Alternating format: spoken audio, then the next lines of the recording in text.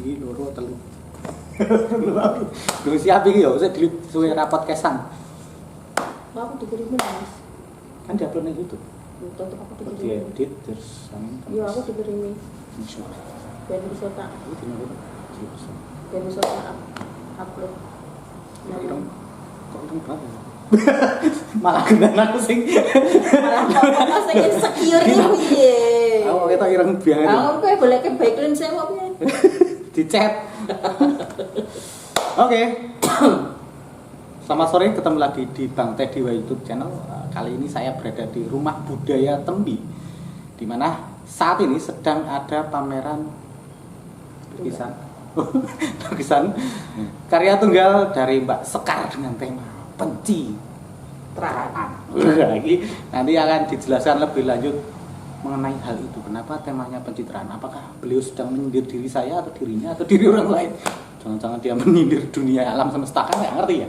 Oke, tapi tadi sebelum ini ceritanya sedikit ya, sebelum masuk ke sini tadi itu menarik karena beliau itu tidak ingin, ini kebetulan pas waktu ini memperingati ya di dalamnya inheren memperingati hari kelahiran Mbak Sekar. Nah tadi sempat pengen jadi apa nggak pengen jadi wong, pengen jadi wortel, katanya wortel lebih berguna daripada manusia, dimakan selesai. Gimana kabarnya Mbak Sekar? Lumayan apa? Ya lumayan lah, mau dibilang baik banget ya belum ya, baik banget. Kalau mau dibilang jelek juga tidak, jadi ya lumayan gitu, biar tidak terlalu berlebihan. Terkait dengan pameran kali ini, kayaknya kan wacananya sudah bertahun-tahun. Saya dengar ya, kayaknya kalau nggak salah. Iya. Saya salah ya? Enggak.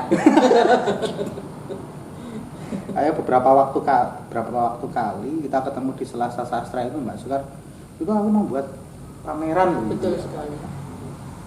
Ya. Rencananya sudah berapa lama ceritanya? Jadi memang saya itu sebenarnya punya keinginan untuk pameran tunggal itu sudah sangat lama, udah mungkin sudah dari saya masih remaja mungkin ya. Maksudnya sudah sejak pernah.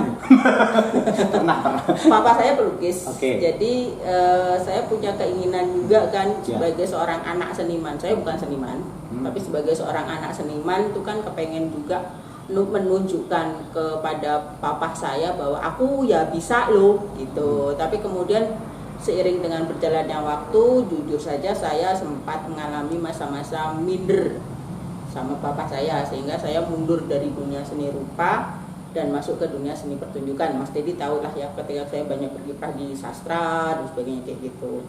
Sastra, film gitu. Seperti itulah, puisi ya. Katanya insecure tapi beliau adalah dosen diisi kawan-kawan. Jadi ini saya insecure ya aku loh, ireng gitu. Berat nih. Terlalu rendah hati ya. Sebenarnya enggak lah. Sombong lah, ayo kita sombong. Jadi sebelum ini pernah pameran tunggal? Belum. Pameran ya, bersama itu. Selalu ya. Kemarin jadi sebelumnya sudah. Untuk membangun rasa percaya diri saya juga di dunia seni rupa. Kalau di dunia sastra saya sudah cukup lama. Ini ya, sudah cukup lama dan sudah cukup terlalu pede mungkin ya. Jadi, banyak bukunya. Iya.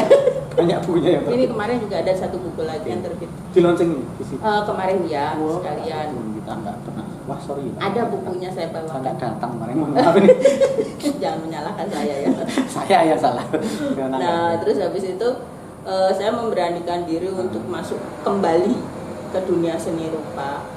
Terutama sekali itu sejak papa saya meninggal ya. Jadi saya seperti kalau keponakan saya bilang kayak dirasukin ruhnya papa saya gitu.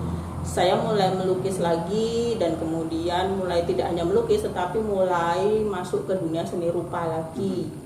Kalau boleh dibilang lukisan saya pertama yang kayak semacam rebirth-nya itu yang ada ikan-ikan gede banget itu, 1x2 meter. Itu lukisan pertama saya setelah saya absen sekian lama gitu. Berapa tahun absennya itu? 10 tahun? Ada satu lukisan di sana. Penandanya di sana. Di sana itu ada lukisan tahun 2009 kalau nggak salah. 2009 kemudian mulai lagi 2020. 10 tahun. Ya, luar biasa. Kok bisa ya?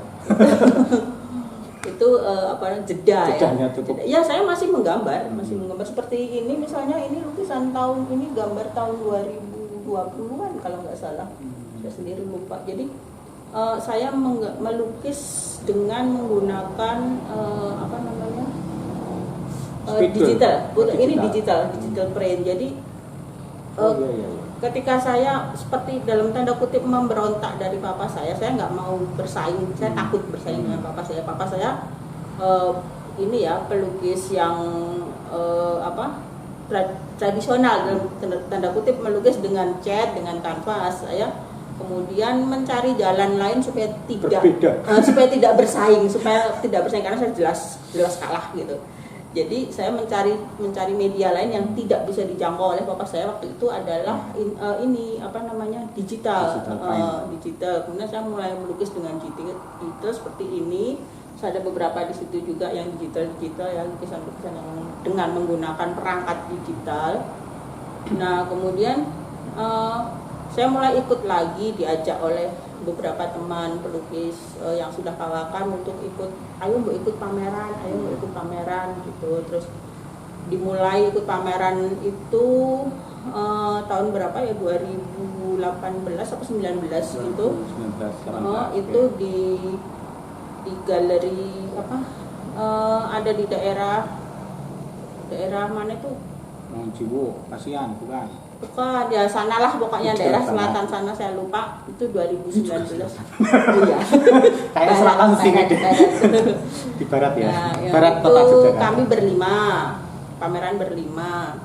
Terus kemudian ikut lagi pameran yang di Pendopo Galeri itu loh, Pendopo Galeri yang Space. Pendopo Art Space yang di Ring Road. Ya. Nah itu banyak, itu ada 109 pelukis. Per tahun ya? Ya, bulan Maret waktu itu, awal tepat sebelum pandemi. Tepat sekali sebelum pandemi. Nah mulai dari situlah kemudian saya mulai ada rasa percaya diri dan kayak semacam ada, yaitu tadi kayak kerasukan ruhnya papa. Papa meninggal tahun 2020 bulan Februari. Nah itu Maret saya mulai ikut pameran yang pertama itu yang di Pendopo Art Space itu. Kemudian mulailah saya ikut lagi pameran di SMSR, di berbagai tempat, tetapi masih dalam konteks pameran bersama. Bahkan juga pernah di sini sebelum ini nih, di Tembi yang pameran dan berpuisi itu. Oh yang ada berpuisi itu ya? Itu pameran dan nulis puisi. Kebetulan saya juga menulis puisi juga cukup banyak dan punya bukunya juga, dan ada satu buku saya yang judulnya Menggambar Puisi, itu antara puisi dan lukisan, puisi dan lukisan seperti itu. Jadi selama awal-awal pandemi itu kan ada beberapa teman yang bahkan kemarin waktu dibuka oleh Pak Mike, Dr. Mike itu, beliau sempat mengatakan bahwa beliau kaget melihat banyaknya karya saya. Jadi ini boleh dibilang karya. Ini berapa tahun ini? 2 tahun. Proses 2 tahun. Ya? Sekitar 2 tahun. Terus jumlah karya yang dipamerkan di sini ada 102 lukisan. Dan itu cukup mengagetkan karena dipikir ya pameran tunggal biasanya sekitar 50-an ya, di bawah 100, ini kok tiba-tiba muncul 100. Banyak. Dan beberapa teman nanya juga, kamu kapan melukisnya? Iya. Karena sebagian besar-besar sekali ya, sebagian kan besar-besar sekali yang ukuran 1 meter kali 1 meter yang gede-gede gitu, dan lukisan saya ini kayak semacam lukisan yang naif dan kayak agak dekoratif ya, jadi membutuhkan ketelatenan, nggak yang blok-blok warna yang boleh dibilang cepat dibuat gitu. Yaitu pertanyaannya, kapan tuh kamu menulisnya? Sementara sambil ngajar. Iya, pekerjaan di kampus begitu banyaknya, karena saya dosen tuh nggak hanya ngajar ya, tetapi banyak juga tugas-tugas administratif dan tugas-tugas negara lainnya. Tridharma perguruan tinggi ini kan berat banget ya, tapi ya ya saya sendiri juga nggak tahu, ketika pamer lukisan ini keluar dari rumah saya jadi bingung, banyak banget ya, tiba-tiba sudah sekian ratusan. Saya soalnya nggak pernah ngitung, saya ngelukis aja, nggak pernah ngitung. Dan mungkin perlu dicatat dan digarisbawahi bahwa saya melukis bukan dalam rangka meditasi atau kontemplasi. Jadi tiba-tiba datang. Iya, jadi bisa kapan aja. Inspirasi gitu. itu dari mana? Tiba-tiba lagi nonton TV nih, misalnya lagi nonton Oke. TV sambil rebahan, makan kerupuk gitu ya. Pagi dong. Kerupuknya. Terus di sebelah saya ada kanvas Oke. kosong gitu kan, karena saya melukis emang di depan TV kan, di ruangan yang ada TV-nya itu.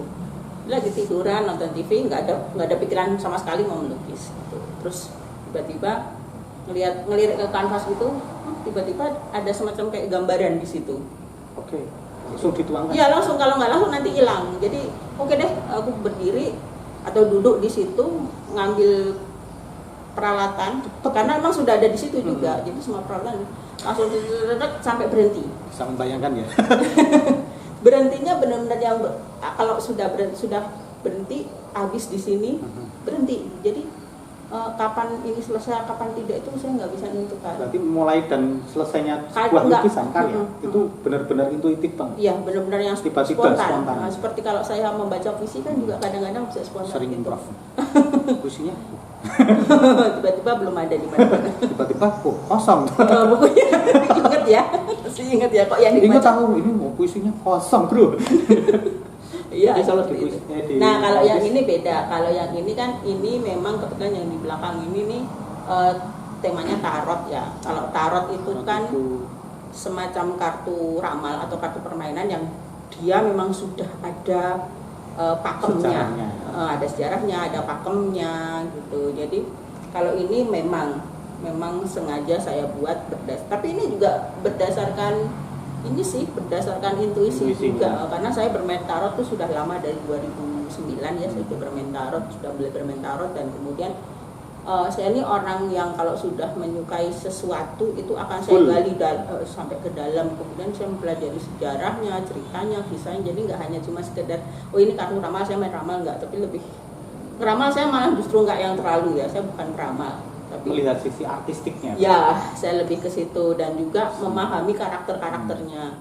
Kemudian saya mencoba melukis satu yang pertama kali saya buat itu adalah The Lover The Lovers. 6 ini di belakang. Wah, di belakang Nah, saya ini The Lovers. ini yang Nah, pertama, ini dengan jadi main-main dengan Photoshop. Oke. Kemudian asik juga ya gitu. Habis dapat satu, kemudian yang kedua adalah The Fool.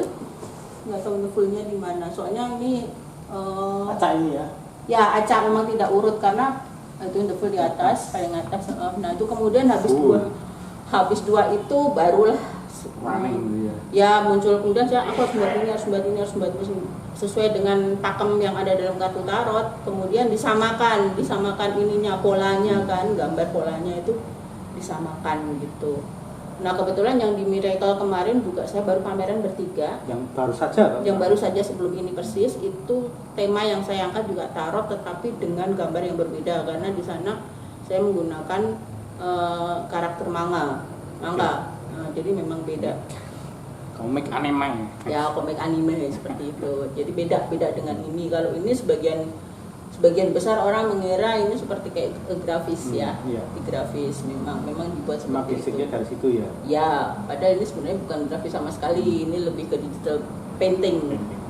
Gitu. Nah, ya kira-kira seperti itu Mas Teddy. Jadi kalau dibilang kenapa konsepnya pencitraan ya? Mau tanya itu. Mau ke sana. Kenapa pencitraan? Pencitraan. Gitu. Motivasinya apa membuat pencitraan tadi? Sebenarnya ada dua kata ya, pencitraan dan branding. Itu sama. Cuman yang itu bahasa Inggris, yang satu bahasa Indonesia kan ya. Pencitraan dan membranding. Kalau saya bilang saya sedang membranding diri nih sekarang. Gitu. Biar orang Kembali ya comebacknya. ya merebranding diriku sendiri gitu. Dan biasanya kalau orang bilang pencitraan itu kan kayak sisi negatif tuh, pencitraan ya Umumnya sekarang karena politik jadi negatif. Gitu. iya, jadi kan alah dia nih emang pencitraan kan gitu kan. Memang iya, saya memang sedang dalam rangka pencitraan, artinya seperti yang sudah Memperkenalkan. ditulis di konsep itu. Ada orang yang melihat saya sebagai si A, ada orang yang melihat saya sebagai si B. Pada umumnya setiap manusia itu kan punya layer ya sebenarnya. Dari sisi mungkin melihat saya sebagai orang yang berantakan mungkin, orang yang rebel mungkin, yang samar mungkin, ada yang bilang gitu, karena saya tatoan sebelah sini nggak kelihatan karena saya dari kantor. Pencitraan. Pencitraan ya. Kantor pencitraan. Kantor saya pencitraan seperti ini. Nah, jadi tato ditutupin ya. Tapi beberapa orang yang sudah tahu mungkin akan berpikir saya seperti itu karena cewek tatoan seperti apa sih gitu ya. Jadi seperti itu. Tapi di sisi lain mungkin sebagai seorang sahabat saya akan mengatakan kalau Sekar itu orangnya baik kok, orangnya ramah, orangnya lembut. Dan harus bertato. Kalau nggak bertato bukan. Berarti orang lain nih. Mirip aja. Bagi mahasiswa saya di kelas mungkin mereka menganggap saya sebagai dosen killer karena memang saya menerapkan peraturan-peraturan yang cukup disiplin dan kuat. Jadi sebenarnya apa sih yang dilihat dari saya? Apa sih yang mereka inginkan dari saya? Apa yang bisa saya perbuat bagi mereka?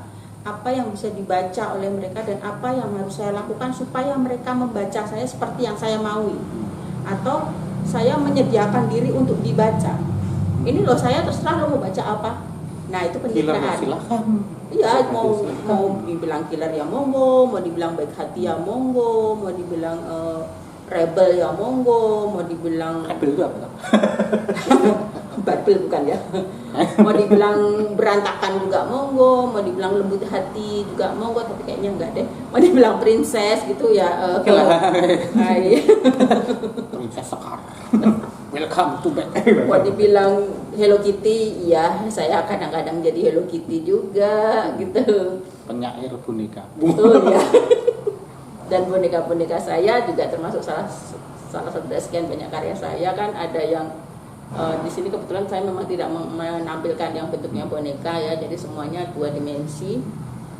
Nah mungkin dari perjalanan lukisan saya ini pun bisa dilihat bagaimana sebenarnya karakter saya itu luasnya. Ya, jadi bergerak ya, bergerak mengalir. Ada beberapa teman yang mengatakan kalau misalnya si pelukis A itu sudah ada ciri khasnya tuh dia begini. Melihat lukisan satu aja, oh ini si A, oh ini si B, tapi begitu melihat lukisan saya kok beda gitu. Warna-warni terus goresannya oh ini yang begini, oh ini ada yang kelihatan lukisan yang apa namanya kayak cute, lucu, penuh warna gitu ya. Ada yang tiba-tiba keluar sisi liarnya gitu, ada yang kayak hitam putih semua gitu. Jadi emang saya memang ini mungkin juga tidak sengaja ya. Itu inspirasi itu ya datang tiba-tiba. Anda tidak mengendaki juga ya. Artinya tidak bermotivasi untuk menggambarkan. Iya, kadang saya memang butuh ini cukup hitam putih aja, nggak perlu dikasih warna. Kadang cuma tak kasih warna kuning atau merah saja yang samar-samar gitu. Kadang ini butuh warna nih biar seru, biar lucu, biar karena memang inspirasi atau cerita itu ada di otak. Jadi itu memang harus dikeluarkan sesuai apa yang saat ada itu juga. Saat itu juga. Tapi kadang juga ada yang gini Mas Teddy. Ini saya sudah gambar nih, ya, udah bikin sket nih. Bikin sket. Habis itu berhenti mandek. Itu lukisan bisa berhenti seminggu, 2 minggu baru kemudian saya lanjutkan. Bisa saya lanjutkan. Biasanya ada beberapa yang begitu. Nah, tapi kalau udah melanjutin kayak lukisan saya yang terakhir yang di paling sana itu ada yang sket berhenti seminggu kemudian saya lanjutkan hanya dalam waktu sekitar 5 jam. Jadi dari malam yaitu saat saya nonton TV dan tiba-tiba lanjutin seperti ini. Itu sampai jam 4:30 pagi baru saya berhenti dan saya anggap selesai. Bener gitu. Spiritnya beda. Makanya kalau ada yang bilang melukis itu untuk kontemplasi, kalau saya enggak. Saya kalau butuh kontemplasi, butuh malah meditasi gitu ke mall. Naik melu nih. Sama X1 Dead film. Saya perginya ke mall, jadi nggak melukis, nggak menyendiri, nggak. Saya bukan seorang penyendiri dan saya juga bukan seorang yang seperti pada umumnya pelukis-pelukis atau seniman yang masuk ke dalam diri sendiri kemudian mengolah. Saya nggak sendaki-daki itu. Perjalanan 2 tahun 100-an karya dalam rangka lahir lagi ya, mencitrakan diri lagi ke dunia lukis. Ya, itu yang ditarget. Ya, seperti itu. Jadi tanpa harus kemudian menunjukkan karakter lukisanku begini. Iya, saya nggak ada. Atau memang itu proses pencarian sekarang? Iya, sebenarnya dibilang mencari, dibilang saya sudah menemukan juga sudah menemukan. Jadi saya memang memang ya seperti inilah lukisan saya. Hasilnya gitu. Jadi saya tidak mentargetkan bahwa lukisan saya mau dibilang baik monggo, mau dibilang jelek juga monggo, mau dibilang keren monggo, mau dibilang apa sih kayak gitu ya monggo. Jadi namanya juga pencitraan ya, orang bebas menilai lukisan saya dan inilah yang saya mau, inilah yang saya bisa, dan inilah yang saya mampu, itu yang keluar. Secara teknis tadi ada yang gratis apa? Apa namanya? Komputer ya, terus ada yang saya tangan juga. Itu pun juga enggak, ini juga saya tidak pernah di setiap karya tidak juga ditentukan ya? Enggak, saya tidak pernah merencanakan atau menentukan. Kalau saya lagi pegang laptop, tiba-tiba saya pengen gambar ya saya gambar aja, saya buka Photoshop, saya bikin gitu udah. Kalau ada kan yang pakai cat akrilik, ada yang pakai apa namanya marker, ada yang campuran marker dan akrilik, itu juga enggak. Saya tuh bukan tipe orang yang apa ya, punya wacana biar lukisanku tuh dilihat orang tuh bagus atau ini mengeluarkan isi hatiku. Enggak, saya enggak. Isi hati itu serem. Yang bisa mengeluarkan dokter ya. Saya enggak punya maksud untuk melepaskan. Jadi itu tadi saya bilang, saya melukis bukan karena kontemplasi, bukan karena meditasi, bukan karena pencarian. Enggak, saya enggak nyari apa-apa kok. Saya dari lahir udah anak pelukis. Itu soalnya sudah ada darah seni dalam jadi tubuhnya. tiap hari saya melihat papa saya melukis, itu sudah ngapain lagi aku harus mencari gitu loh. Ada nggak tadi kalau sempat dibahas bahwa sebelumnya di sastra dosen, dosen seni rupa ya? Iya, desain. Terus kemudian film juga setahu saya. Iya, sedikit. Itu mempengaruhi nggak karya-karya di lukisan? Iya, jadi lebih kepada gini sih, kalau saya melukis itu lebih kayak saya bercerita. Jadi di balik setiap lukisan saya itu behind the scene-nya itu ada cerita di situ. Ada cerita, saya mau cerita apa sih di sini? Kayak misalnya yang itu tuh apa namanya, mimpi ikan ya, mimpi ikan. Jadi ikan bisa bermimpi, itu di sana juga ada ikan mau bobo. Ikan mau bobo itu ada ceritanya. Jadi saya pernah memelihara seekor ikan yang bulat gendut itu loh. Nah, iya, semacam koi? Bukan, ikan mas, tapi yang bulat, ikan mas mutiara itu loh.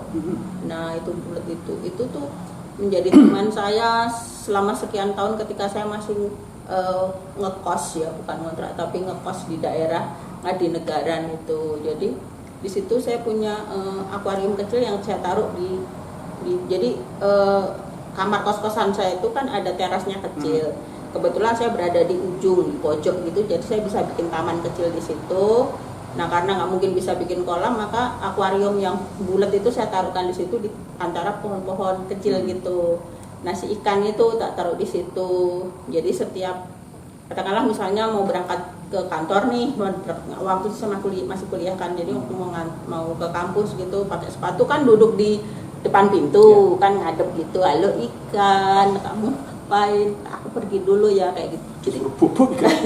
Nah, pas malam juga gitu, misalnya malam-malam gitu lagi udara panas terus duduk di depan pintu, nggak ada teman-teman pada sibuk sendiri-sendiri, terus ya ngobrolnya sama ikan bobo ya, udah malam kayak gitu. Gitu ya ternyata beliau. Tolong catat nih mahasiswa. Jadi itu ada yang salah satu yang saya kasih judul ikan mau bobo gitu. Kemudian gimana? Enggak, tadi inspirasinya so aneh itu. Absurd. Iya. Tapi jadi karya gitu. Iya, dan beberapa juga ada salah satu lukisan saya di sana yang dibuat dari sendok-sendok es krim. Itu di sana itu yang judulnya Perhelatan. Itu sebenarnya lebih kepada perhelatan manusia ya, human race gitu di situ. Kalau mau meneliti satu-satu, kemarin sempat sampai sama teman-teman itu pada tebak-tebakan gitu loh, karena apa? Ini ada siapa saja gitu loh. Ada pocongan loh, ada pocongan. Cari pocongannya mana? Oh, memang ada pocongan di situ, ada kuntilanak di situ, ada Romo di situ, ada Pak Haji di situ, ada banyak sekali orang dari berbagai race, warna kulit dan sebagainya. Bahkan ada angnya ini juga ada. Nah, ada Naruto juga ada di situ, ada Upin Ipin juga. Jadi semua yang ada di dalam benak saya, data yang semua ada di sini tuh keluar di situ dalam bentuk figur-figur kecil yang saya lukis dengan spidol dan marker di atas sendok es krim. Nah itu kemudian saya tata dan itu saya beri nama perhelatan. Kenapa perhelatan? Itulah perhelatan human manusia gitu di situ. Jadi ada cerita. Jadi mungkin dari setiap lukisan itu bisa dibuat satu buku. Saya tuliskan satu buku itu sebetulnya. Konstruksinya itu teman-teman. Ya sebenarnya Kan, itu. tadi kan pertanyaan saya tentang ada nggak relasi di dunia sastra gitu, tadi sudah desain grafis sama film ternyata mempengaruhi karya. Ya larinya ke situ. Sebuah karya ada ceritanya. Iya. Bedanya itu ya. Jadi, semua punya ya. iya sih sebenarnya kan semua orang pasti punya. Kalau saya bilang sih setiap orang pasti punya alasan. Kenapa karya? Kenapa lukisan begitu? Kalau saya bukan alasan, tetapi lebih kepada saya punya dongeng. Motivasi ke situ ya. Jadi saya mendongeng dari setiap karya saya. Karya lukisan saya itu punya dongeng sebenarnya. Kayak misalnya di situ ada yang judulnya Syahmat. Syahmat itu asal mula dari kata checkmate atau skak. Di situ ada figur-figur pion, kemudian ada buah catur di situ. Ada buah catur warnanya hitam dan putih, di atas ada kuda, di bawah ada gajah. Filosofis kan? Ya, memang saya melukis satu lukisan yang Syahmat itu dengan mempelajari teknik skak, catur, dan saya juga menggali banyak sejarah catur. Itu sebabnya kenapa saya mengambil judul Syahmat, bukan checkmate atau bukan skak, tapi lebih ke Syahmat. The Shah is dead, raja mati. Dan langkah yang ada di situ itu kalau kita mau jalan satu langkah skak itu sudah di situ. Jadi penggalian satu cerita itu saya bahkan menghasilkan satu tulisan tentang sejarah skak itu, catur itu di satu karya. Jadi penjelasannya jadi buku kawan-kawan. Never beat the time. Jadi karena permainan catur itu kan persoalan permainan waktu sebenarnya. Kita bermain dengan waktu, kita berpikir gitu kan. Jadi jangan pernah mencoba mengalahkan waktu, karena never beat the time. Kita yang dibulung waktu. Nggak akan pernah bisa mengalahkan waktu gitu. Jadi kita harus bisa, jangan membuang waktu, jangan isilah waktu, jangan waste time, tetapi isilah waktu itu dengan ya sebaik-baiknya, karena kalau enggak kamu stuck, udah mati selesai gitu.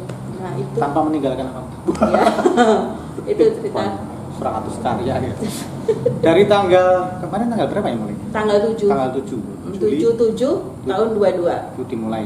Cara pembukanya ada dibuka oleh Pak Dr. Mike Susanto, kemudian juga dari pihak sini Pak Ons Untoro yang buka, dan beberapa rekan-rekan dosen juga, teman-teman sanak saudara. Dengan pentas karya sastra? Enggak ada sama sekali, karena saya memang tak pikir sekalian launching buku tadi.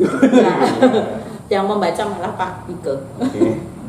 Dan ya ada launching buku, mungkin bisa saya ambilkan nanti aja. Baiklah. Nanti biar dibaca. Oh tidak. Senengannya kan Nuri. Sampai dengan tanggal 20 Juli teman-teman. 20 Juli ya. Teman-teman kalau masih punya waktu mampir ke Rumah Budaya Tembi di ruang kamera sebelah barat itu. Silakan nanti nonton, banyak karya. Ya, jadi ada yang bilang ini karya satu orang tapi kayak karya banyak orang katanya. Karena memang beda-beda. Karena yang di sini, yang di sana itu kayak beda-beda gitu loh. Kayak bukan milik satu orang, tapi gayanya. Tapi ada loh ini yang merah. Ya sebenarnya tapi ada. Merah warnanya. Tapi nggak kelihatan. Kalau harapannya Mbak Sekar sendiri pasca pameran pencitraan ini, apa yang akan Anda lakukan? Kalau harapan sih nggak ada, saya biasa aja. Jalani gitu. Iya, jalanin aja. Tapi ada harapan. Iya, lukisan saya laku dan saya jadi kaya. Laku bro.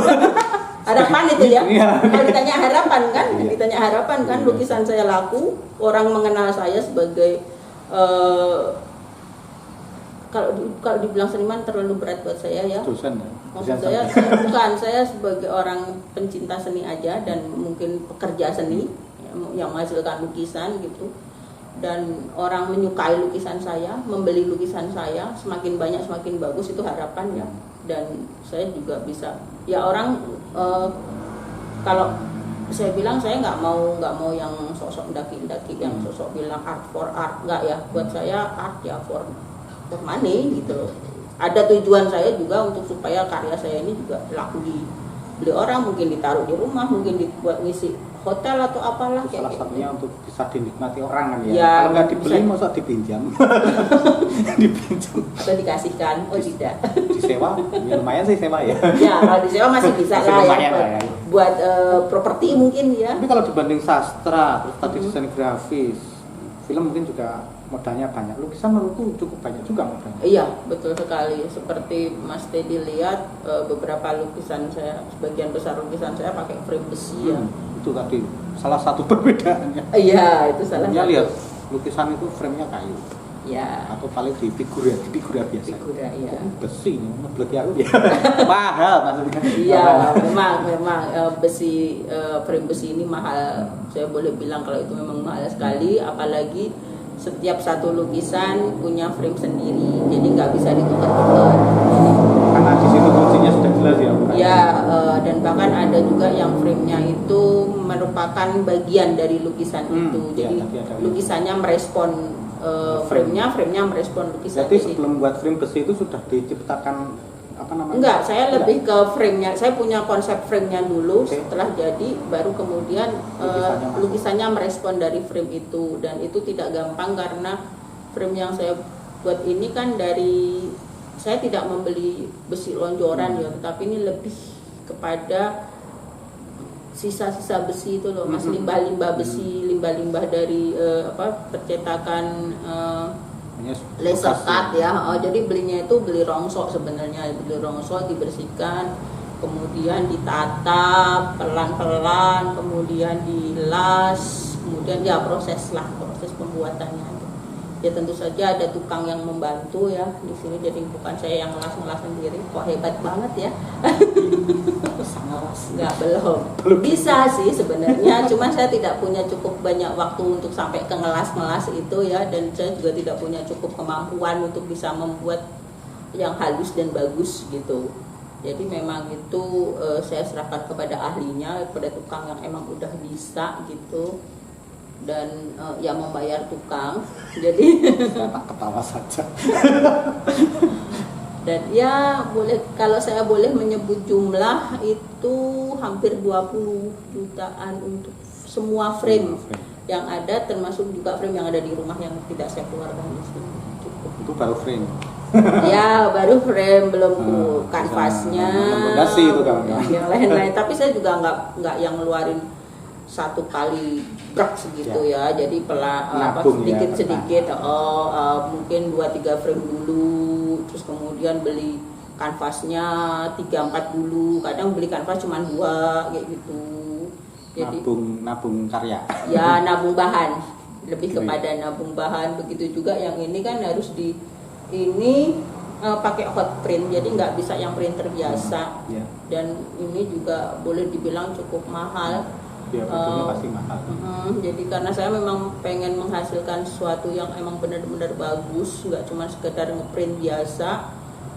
Dan karena saya pengen apa yang ada di dalam layar screen laptop saya ini warnanya juga sesuai ketika keluar gitu. Kebetulan saya pakai ini bukan di endorse ya, saya pakai Mac.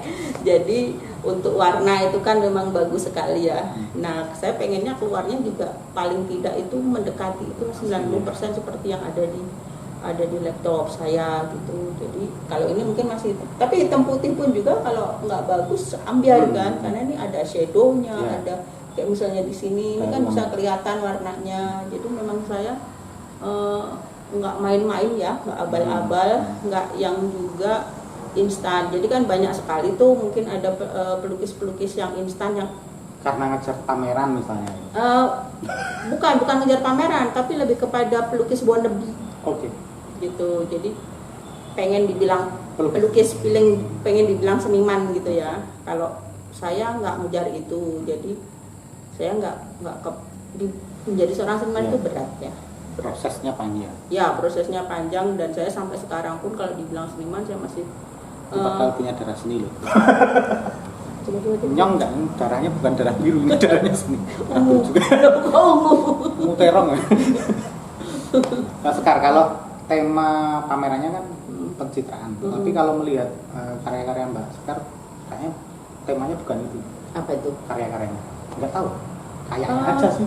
Benang merahnya tadi loh, yang benangnya yang merah, karena yang biru nggak ketemu. Hitam aja gimana?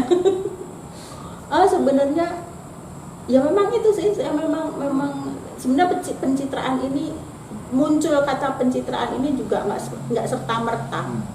Jadi tadinya ada beberapa macam apa ya, kayak alternatif tema yang saya diskusikan dengan teman-teman saya, dan ada salah satu teman yang mengusulkan kenapa nggak pencitraan aja.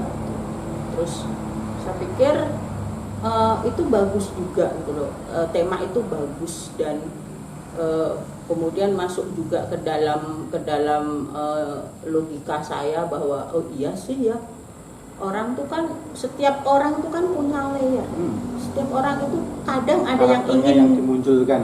Ada yang ingin dilihat sebagai si manis, ada yang ingin dilihat sebagai, kan ada juga orang-orang yang gue ini orangnya berantakan kok gini kan, ada orang yang dengan bangganya mengatakan bahwa dia itu berantakan, bahwa dia tuh ndugal, bahwa dia tuh sangar gitu kan ada. Tapi ada juga yang ingin dilihat sebagai seorang yang emang princess banget, yang lembut hati banget, yang baik hati banget. Kan ada yang masing-masing orang itu kan punya keinginan untuk dilihat sebagai apa. Tapi di lain pihak orang juga akan menilai kita sesuai dengan pikiran mereka. Kita kan nggak bisa memaksakan mereka untuk berpikir sesuai dengan apa yang kita inginkan. Jadi setiap individu ini akan melihat kita dari sisi yang berbeda-beda.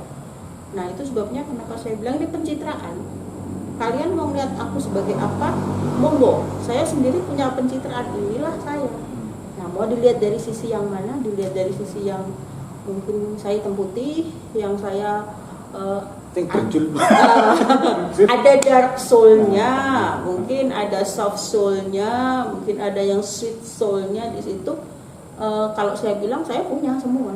Kamu tinggal milih aja yang mana. Ini pencitraan saya. Pas gitu. menemui pas sweet, jadi ben bawa kopi pahit tetap manis ya. Nah, ya Like karena that. saya peminum kopi pahit ya. Like that. Saya kan peminum kopi manis. Jadi kita nggak berantem. Enggak, karena pas nemunya pas sweet. Jadi nah, kopinya jadi manis sendiri. Sendiri otomatis ya. Otomatis. Mbak Sekar, kira-kira kalau kemudian melihat karya jenengan saat ini yang dipamerkan di Tembi, kemudian segmen pemirsa atau apresian yang mana sih sebenarnya targetnya? Kolektor. Jelas ya. Kalau saya kolektor. Kolektor. Saya aja. Antara kolektor dan kolektor. Artinya kan barangkali kalau melihat ada beberapa gambarnya, ini anak-anak ini inspirasi dari ikan tadi. Ya. Itu sebenarnya ada segmen khusus nggak? Iya, sebenarnya juga ada. Saya kan mempunyai banyak teman yang saya ajak diskusi ya. Jadi lukisan ini juga makanya saya bilang saya tidak kontemplasi, saya tidak bermeditasi, tetapi ketika ada beberapa lukisan saya yang saya hasilkan dari hasil diskusi dengan beberapa teman gitu. Jadi ilmiah banget ya, aku lagi paham. Dari tadi lo catur, terus tarot. Iya. Lukisan atau jurnal? Iya, memang seperti itu. Dosen. Jadi bedanya gue. Enggak sih, cuman karena memang saya itu orangnya gampang penasaran dengan sesuatu ya, dan kalau saya sudah menginginkan sesuatu itu memang saya ulik dan saya gali jauh ke dalam. Jadi nggak cuman sekedar oke, aku menggambar lautan jeng jadilah lautan tara gitu, enggak. Mungkin kalau saya mau menggambar lautan saya butuh tahu gelombang ya. Kayak gelombang apa segala macam, bagaimana kalau siang, bagaimana kalau malam, ya akan seperti itu. Memang itu sudah kayak jadi nature saya itu seperti itu loh, dan itu otomatis. Jadi saya nggak mengada-ada kemudian saya cari-cari gitu tuh, enggak ya. Nah begitu juga yang tadi saya bilang, ketika saya ada beberapa lukisan yang dihasilkan dari hasil diskusi itu. Jadi misalnya kayak gini, saya melukis sesuatu nih, katanya ini kalau misalnya dikasih warna kayaknya bagus deh, soalnya jangan yang hitam putih aja. Tujuannya nanti kalau misalnya ini ditaruh di hotel, ini ditaruh di mana gitu. Jadi ada teman-teman yang memang punya pandangan atau visi ke depan yang ada hubungannya dengan manajemen. Saya bukan orang yang bisa menjual lukisan ya, dan saya tidak belajar manajemen. Jadi saya juga mendiskusikan itu dengan beberapa teman yang lain gitu, dan bahkan juga ada yang menyarankan kayak misalnya kamu tuh sebenarnya bisa melukis dengan warna-warna yang cerah loh.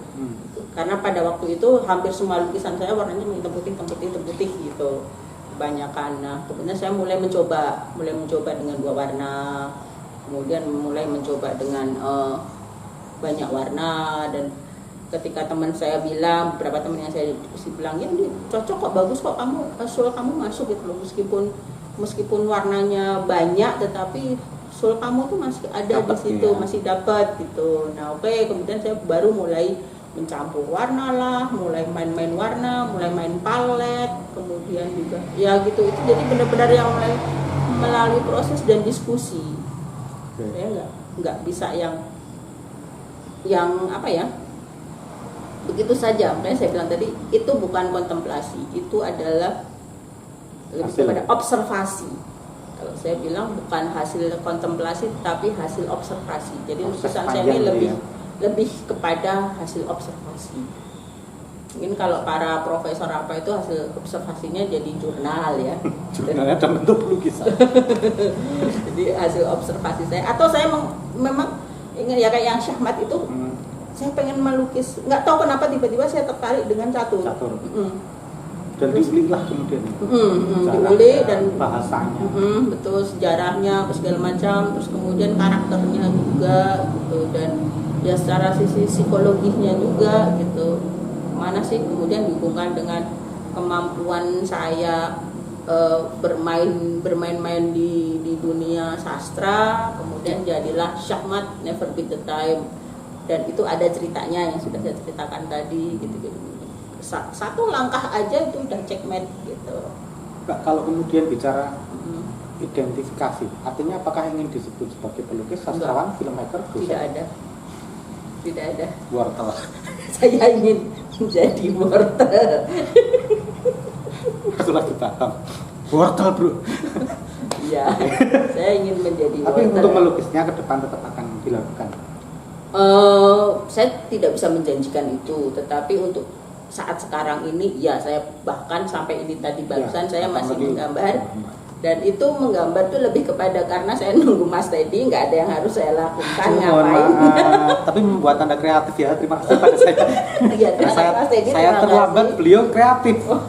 Saya saya ngapain ya, dengerin musik udah, saya setel musik. Kalau handphone ini kalau udah di setel musik kan, kemudian saya mau ngapa-ngapain juga kan, dari situ juga ada dorongan. Terus udahlah gambar aja lah, gambar gitu, udah gambar gitu, burung kecil gitu. Tanpa, itu ada inspirasi dari mana Pak bisa gambar kayak gitu? Nggak ada. Tiba-tiba gambar gitu. Cuman ya udah gambar aja gitu, karena memang banyak burung-burung kan di ini saya. Jadi itu juga kayak soul, ada yang bilang sih soul saya itu burung karena jiwanya bebas gitu. Tapi saya kan nggak mau bikin burung yang, ya burung saya itu yang seperti bulat-bulat gitu, gendut-gendut gitu. Burung hantu. Burung bulat gitu saya bilang. Karena emang buat saya itu gampang sekali buat seperti itu, tanpa saya harus berpikir panjang gitu loh. Tanpa harus ada anatomi gimana ya, burung saya ya seperti itu burung. Nah mungkin itu Mas yang kalau bisa dibikin identitas, burung saya ya seperti itulah burung saya, bulat-bulat kayak gitu tuh. Tapi ngomong-ngomong, Mbak Sekar itu sudah lama seni lukisnya kan, di buku kumpulan puisi sebelumnya juga ada. Ya, sebenarnya dari dituangkan dalam bentuk kayak seperti ini. Belum. Kan melukis itu sebenarnya melukis atau menggambar karena atau tadi whatever ya, itu kayak punya darah ini. Dari dulu sekolah juga gitu, maksud saya SD itu buku saya lebih banyak gambarannya daripada. Jadi kalau dengerin gurunya males, gurunya nggak asik gitu, saya gambar. Bu guru digambar. Bu guru digambar atau Saya ingat waktu masih SMP apa ya, itu saya tuh selalu mencatat semua pelajaran dengan sangat rapi. Jadi pada waktu di kelas saya punya buku orek-orekan. Jadi apa yang diomongin gurunya, apa yang dicatat saya catat berantakan gitu. Nanti di rumah cara belajar saya adalah menyalin, kemudian tidak hanya sekedar menyalin Mas Dedi, tetapi juga saya beri warna, kemudian saya beri gambar-gambar gitu, dan misalnya untuk mengingat ya. Kayak gitu, misalnya contoh makanan sehat gitu ya, misalnya ya makanan sehat itu 4 sehat 5 sempurna gitu, ada susu, ada ini itu, tidak hanya sekedar saya tulis, tetapi juga saya gambar gitu. Jadi itu yang diingat oleh teman-teman SMP saya, itu buku catatan saya itu selalu rapi, berwarna dan bergambar. Jadi kalau dipinjam nggak balik. Dibeli soalnya. Tuh, dan iya saya menggambar sudah sejak dari kecil sekali. Kalau saya tidak terlalu ingat, tetapi ternyata papa saya mengumpulkan lukisan-lukisan saya dan adik saya itu dalam sebuah dokumen keeper itu Luar biasa. pertama kali lukisan saya yang disimpan oleh papa saya itu sekitar usia 3 tahun apa sekitar itulah, umur 3-4 tahunan itu gambar. Ternyata perjalanannya begitu panjang ya di Ya pameran pertama, tunggal pertama sekarang. iya. Next apalagi pamerannya? Agustus ini nanti Agustus? Okay. Ada pameran dengan teman-teman ber-95 orang di Cafe Macan di ini, Bugisan. Dan nanti Oktober ada Industrial Design Exhibition. Jakarta? Enggak di sini. Jadi Sewon International Industrial Design Exhibition. Oktober ya? Ya Oktober, catat. Tapi nanti saya info lagi. Dan sebetulnya saya ada beberapa tawaran untuk pameran tunggal lagi. Agustus ini sebenarnya ini saya buka sedikit rahasia.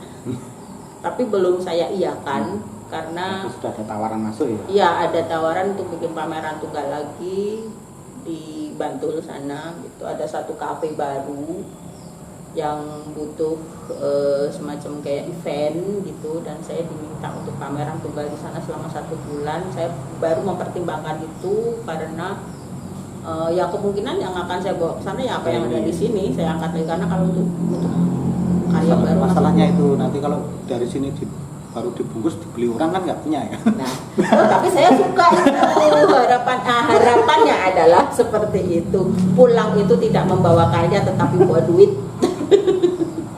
Oke, terima kasih Mbak Sekar ngobrol-ngobrolnya kali ini, dan salut karena sudah sekian lama saya juga menunggu undangan yang tunggal ini.